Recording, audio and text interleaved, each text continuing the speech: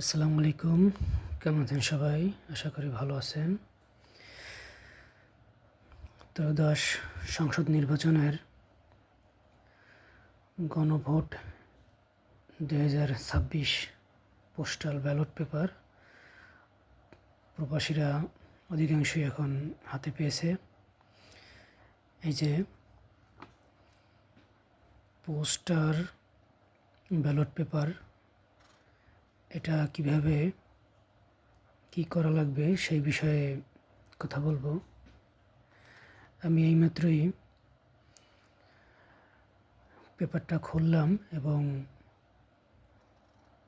আপনাদেরকে বলতেছি কিভাবে এই কার্ডটি যথাযথ ব্যবস্থাপনার সহিত ভোট দিবেন এবং গণভোটের জন্য কি করা লাগবে। দেখুন, এখানে একটা সাদা খাম আছে। এই সাদা খামে ত্রয়োদশ জাতীয় সংসদ নির্বাচন এবং গণভোট 2026 postal ballot paper not to be open before counting of vote লেখা আছে। তো এই খামটার ভিতরেই আসলে পেপারগুলো ঢোকাতে হবে এবং পরবর্তীতে এই যে হলুদ খাম আছে, এই হলুদ খামের ভিতরে এই সাদা খামটা আবার ঢুকিয়ে পোস্টের মাধ্যমে রিটার্ন করতে হবে। দেখুন, এখানে গণভোটের জন্য নির্দেশনাবলী এবং এখানে গণভোটের নির্দেশনাবলীতে হা এবং না দেওয়া আছে। ভোট প্রদানের জন্য উপরের যে কোনো একটিতে টিক চিহ্ন বা ক্রস চিহ্ন দিন। অর্থাৎ এখানে গণভোটে হা টিক চিহ্ন অথবা ক্রস চিহ্ন দিতে হবে।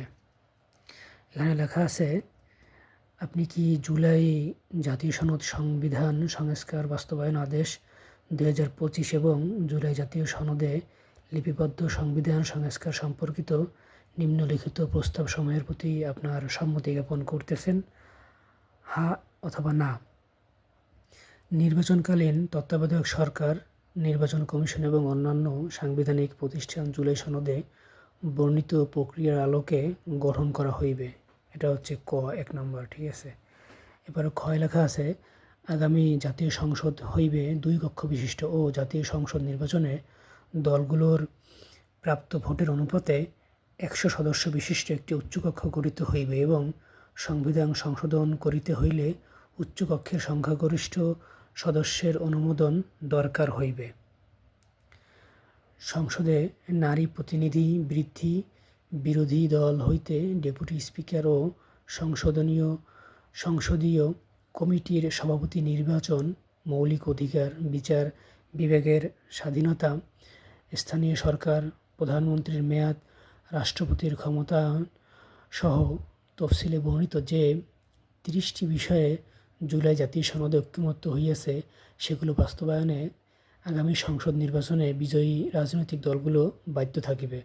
অর্থাৎ জুলাই জাতীয় সনদে বাস্তবায়নের লক্ষ্যে সেখানে যে সকল লিপিবদ্ধ প্রক্রিয়া আছে সেটি বাস্তবায়ন করিতে যে রাজনৈতিক দল সরকার গঠন করবে তারা বাধ্য থাকিবে।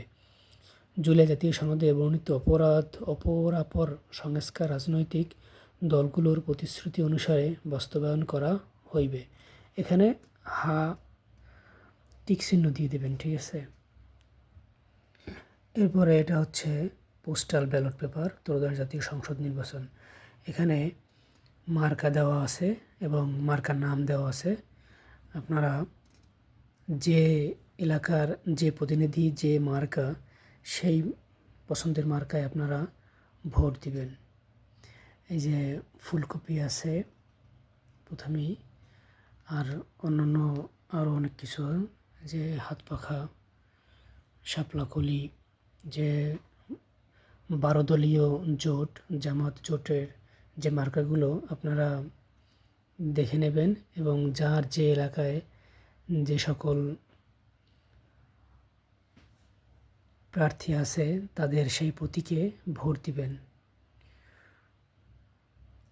যদি কেউ বিএনপিতে ভোট দেন তাহলে ধানের শীষ আর শুধু জামাত জোটের তারা 12 দলীয় জোটের 12টা প্রতীক সেগুলো জানতে হবে। তো যার প্রতীক যেখানে নিবন্ধন হবে সেইটা দিতে হবে, আর না হয় ভোট বাতিল হবে। অবশ্যই সেগুলো দেখে নেবেন। এবং বিএনপির সাথেও কিছু জোট আছে, তারাও সেই প্রতীক যার যে এলাকায় সেটা জেনে তারপরে টিক দিবেন। এই এক পৃষ্ঠে অপর পৃষ্ঠে একই, এনে দাঁড়িপাল্লা আছে এই উপরের দিকেই, আপেল আনারস এই বিভিন্ন রকমের, অর্থাৎ আপনাদের এলাকায় যেটা আপনার প্রার্থী যাকে আপনারা ভোট দিবেন তার মার্কা জেনে তারপরে টিক দিবেন। যে ফুটবল আছে, গোলাপ ফুল, কবুতর, আম,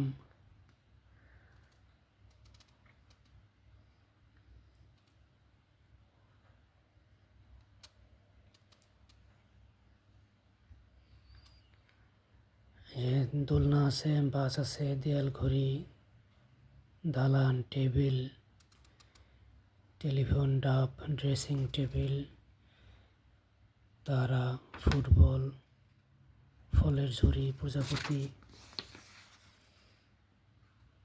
বটগাছ,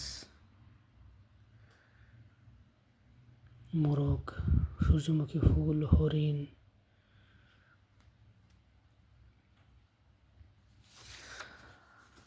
আমার ভিডিওতে দেয়া আছে প্রতীকগুলো, কোন রাজনৈতিক দলের কোন প্রতীক সেটা দেখে নেবেন।